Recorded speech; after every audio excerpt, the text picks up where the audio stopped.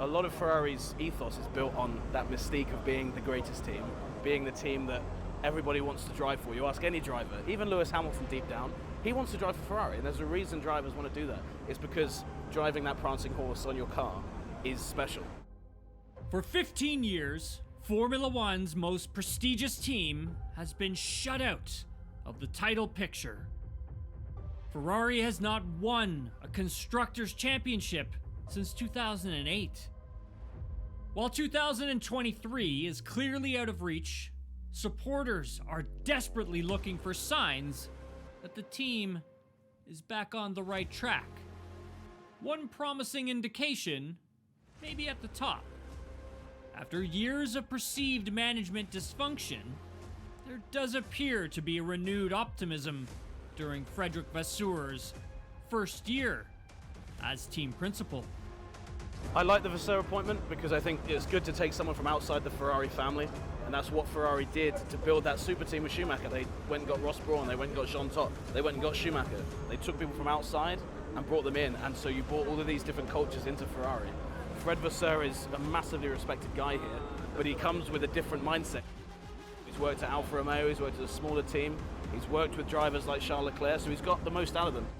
While many experts like the Vasseur hire, the journey from being the third best team on the grid back to title contenders is massive.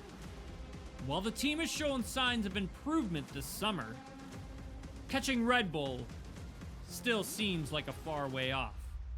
These seasons where you're not competing for championships, the likes of Mercedes and Ferrari having that this year, you've got to learn all your lessons and bake it into the next year's car.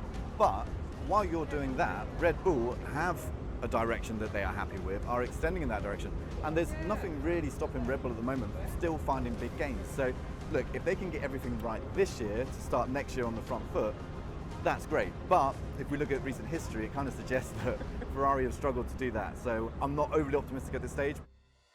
Look at the last decade of champions, and they all have one thing in common: an elite, unflappable, number one driver. Which seems to be the biggest question among Ferrari fans. Is their guy, Charles Leclerc, the right guy? I think the limiting factor when we look at Ferrari is not the drivers. You know, they've got two very good drivers. Now, if they get into a championship challenging position, you may question some of the mistakes that Leclerc has made in recent years. If you look at the pace of Leclerc over a single lap, there's a good argument to say that he is the fastest driver on the grid. You know, he beat the Red Bulls on 2 attempts at qualifying in Baku around a very difficult circuit. And that kind of ability to bring something special is what wins championships ultimately. Charles Leclerc is the winner of the Italian Grand Prix.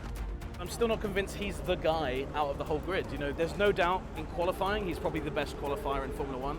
Over one lap, you know, him and Max, Lewis, right up there. But in the races, we see a lot of these mental lapses with Charles. We see a lot of errors. I think Sainz is the same.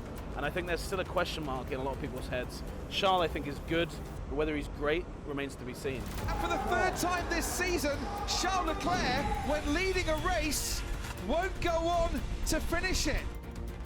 With the Formula One world descending on Monza once again this weekend, the passion of Ferrari fans will be on full display.